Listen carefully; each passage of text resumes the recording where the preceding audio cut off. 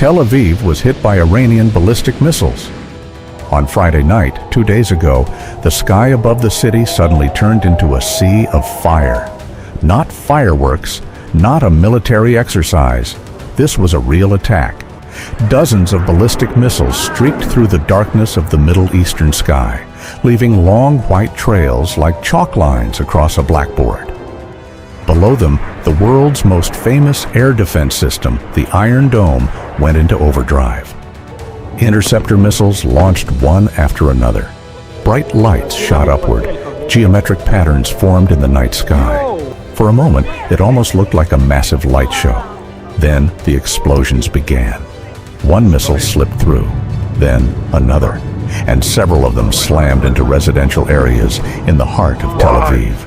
Amateur videos circulating on social media over the last 48 hours show something that has made military analysts around the world pause.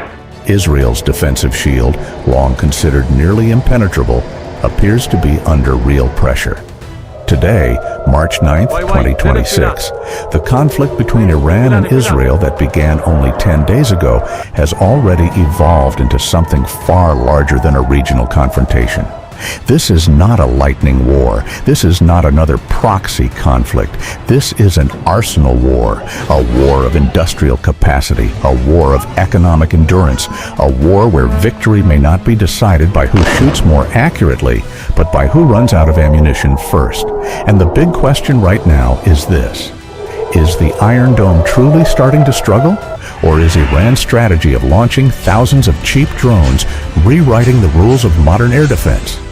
Stay with us, because what is happening in the skies of the Middle East right now could change how the world understands modern warfare.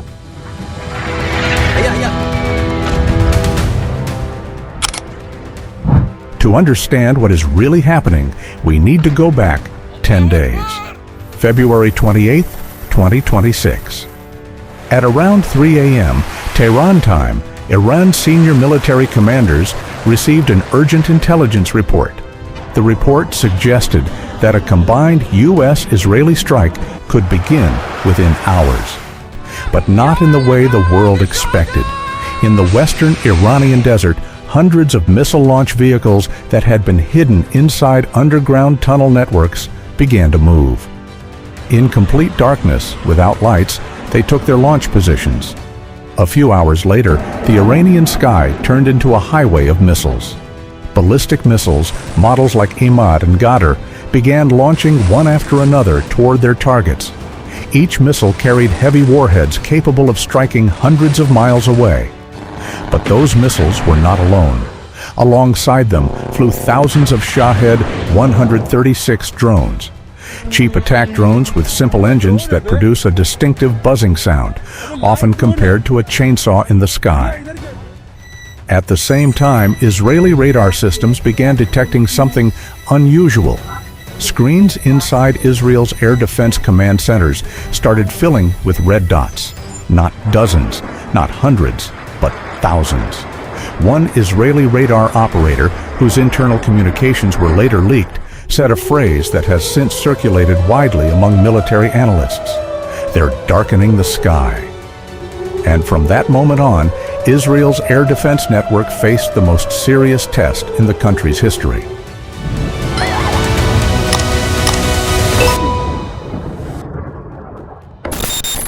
Imagine you are inside an apartment in Tel Aviv. The clock shows 2:30 in the morning. Suddenly, your phone vibrates violently.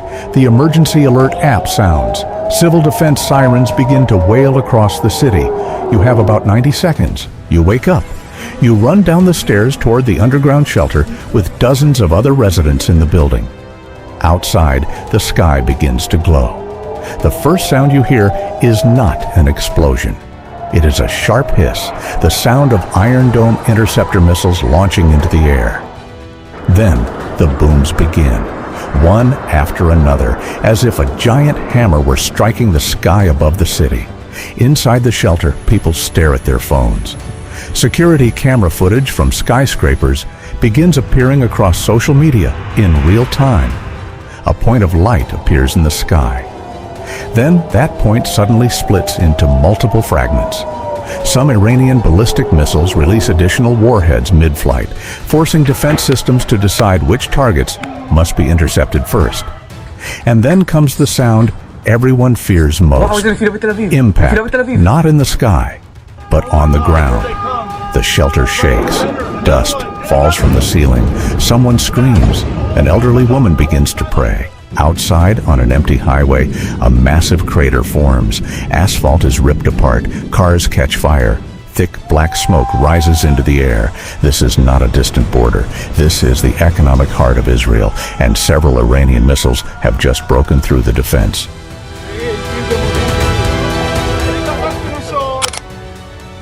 But emotion alone cannot explain a war. Let's look at the numbers. Over the past 10 days, various open-source intelligence estimates suggest that Iran has launched more than 2,700 missiles and drones. Roughly 820 of them were ballistic missiles. The rest were Shahed attack drones. On the other side, the United States and Israel conducted more than 1,000 offensive strikes within the first 36 hours of the conflict. Their targets included military bases, radar installations, missile production facilities, and logistics depots across Iran. But the most interesting number is not the number of attacks, it is the cost of the war. One Shahed 136 drone is estimated to cost between $20,000 and $50,000. Meanwhile, a single Patriot PAC-3 interceptor missile used to shoot it down can cost around $4 million. That means one cheap drone can force the opposing side to spend nearly 100 times more money.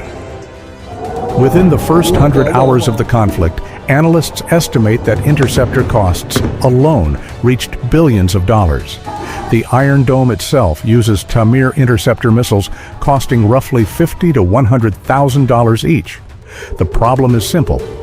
Iron Dome was originally designed to intercept short-range rockets from Gaza, not long-range ballistic missiles traveling at far higher speeds. For threats like that, Israel relies on systems such as Arrow and David's Sling. But when attacks arrive in massive numbers simultaneously, even layered defense systems can become overwhelmed. And that is exactly what may be happening now.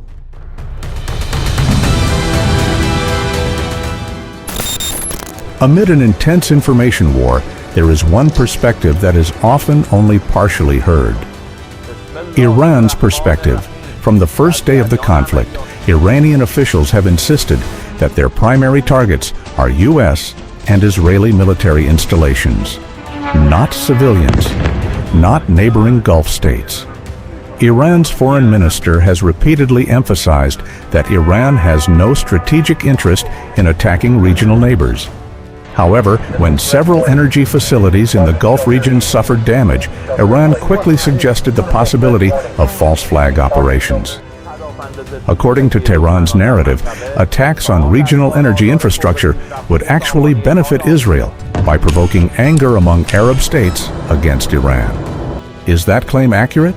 It is difficult to verify amid the fog of war and competing narratives. But one thing is certain.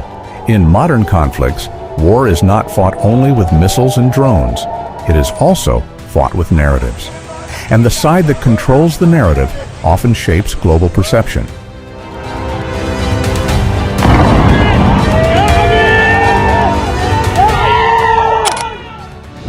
So, where is this conflict heading?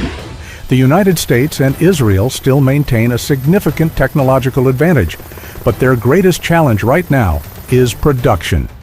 Interceptor missiles are being used faster than factories can replace them.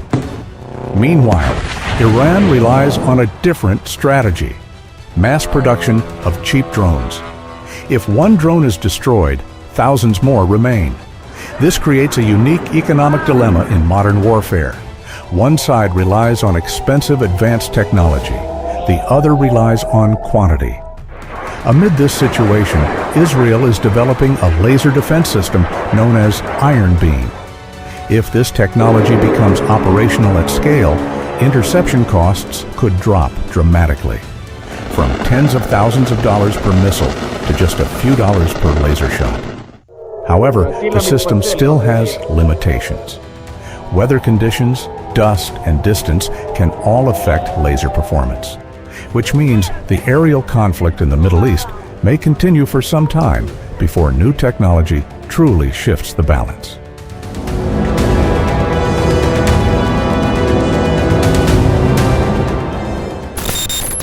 Behind all the numbers, statistics, and military strategies, there is something that is often forgotten. Why? People. In Tel Aviv, one night he asked her a simple question. "Mom, why is the sky crying?" He saw the smoke trails of missiles as tears in the sky. In Tehran, a university student named Amir lost his uncle during a retaliatory airstrike.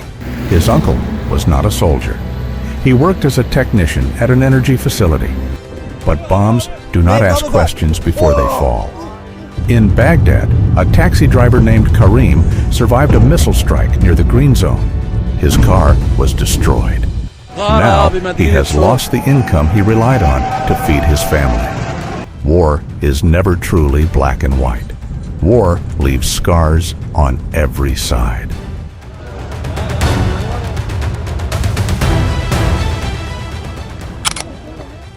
Let's pause for a moment. Take a breath. The Middle East has lived with conflict for generations. Children in some cities grow up with the sound of sirens as part of daily life. They learn how to run to shelters even before they learn how to ride a bicycle. And we watch from our screens. Sometimes we forget that every viral explosion video represents a life that has changed forever. The question now is simple.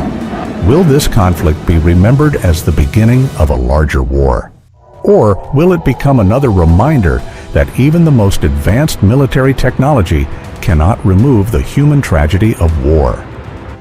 There may not be an easy answer, but trying to understand conflict calmly is always better than simply following propaganda.